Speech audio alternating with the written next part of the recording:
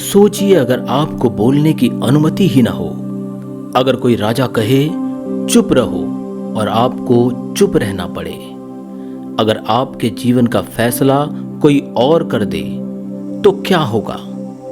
भाइयों और बहनों, आज हम जिस लोकतंत्र में जीते हैं, जहां हम वोट डाल सकते हैं, अपनी राय रख सकते हैं, सरकार बदल सकते हैं, ये सब यूं ही नहीं मिला। ये सदियों की लड़ाई, बलिदान और इंतजार का परिणाम है।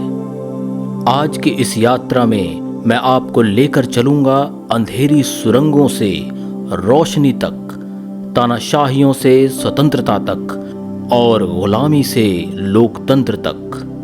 तो आइए शुरू करें ये सफर। लोकतंत्र क्या है? जनता द्वारा, जनता के लिए, जनता का शासन।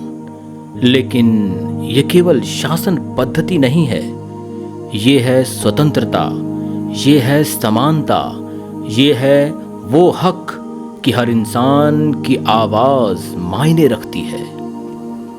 सोचिए, एक वोट, एक साधारण नागरिक का वोट राजा और रईस को उसके बराबर रख देता है।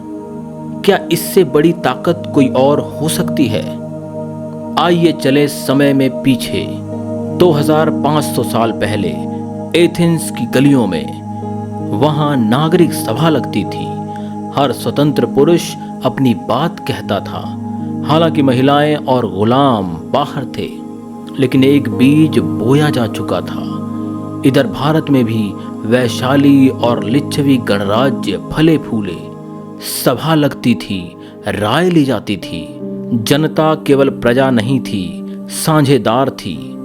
याद रखिए, विचार वहीं से जन्मा था कि सत्ता जनता की है। फिर आया मध्यकाल, राजाओं और सामंतों की निरंकुशता, जनता गुलाम, राजा मालिक, मानव गरिमा दब गई। लेकिन 1215 ईस्वी में इंग्लैंड में मैग्ना कार्टा लिखा गया। ये कहता था, राजा भी कानून से ऊपर नहीं। और फिर धीरे धीरे संसद खड़ी हुई। धर्म सुधार आंदोलन ने स्वतंत्र सोच की नींव रखी। लोकतंत्र की मशाल बुझी नहीं थी, बस धुआं हो रही थी, जिसे जल्द ही आग मिलनी थी। और वो आग लगी 17वीं से 19वीं सदी में। 1688 इंग्लैंड में ग्लोरियस रेवोल्यूशन हुआ।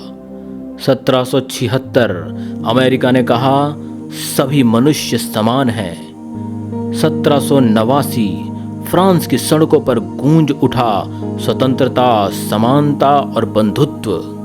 गिलोटीन पर सिर गिरे, राजमहल ढहे और जनता ने साबित किया कि वह अब खामोश नहीं रहेगी।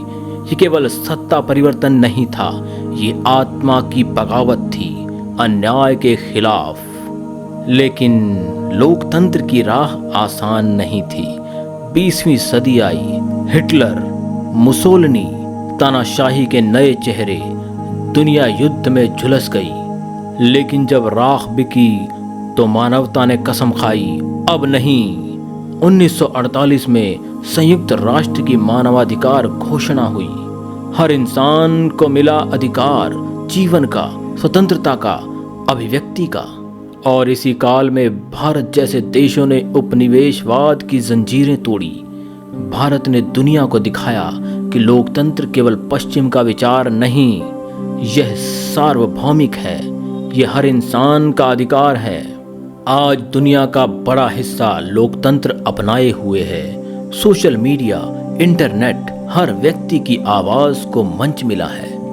लेकिन क्या सब कुछ आदर्श है? नहीं। भ्रष्टाचार, पैसे का दबदबा, धर्म जाति की राजनीति, भीड़ तंत्र की समस्या, ये सब खतरे हैं। लोकतंत्र केवल संविधान में नहीं, हमारे दिलों में होना चाहिए। अगर हम चुप हो जाएं तो लोकतंत्र भी खो जाएगा। दोस्तों, लोकतंत्र हमें यूं ही नहीं मिला। ये विरासत है उन लोगों की जिन्होंने जेलें भरी, अपना खून बहाया और फांसियों पर चढ़े। अब इसे संभालना हमारी जिम्मेदारी है। लोकतंत्र का मतलब केवल वोट डालना नहीं, लोकतंत्र का मतलब है एक दूसरे की गरिमा को मानना, सबको समान अवसर देना और सत्ता को जनता का सेवक बनाना। याद रखिए, लोकतंत्र कोई उपहार में नहीं मिला है, यह लंबे संघर्ष की संतान है। आइए इस मशाल को जलाए रखें ताकि आने वाली पीढ़ियां हमें याद करें कि हमने स्वतंत्रता, समानता और बंधुता की रोशनी बुझने नहीं दी।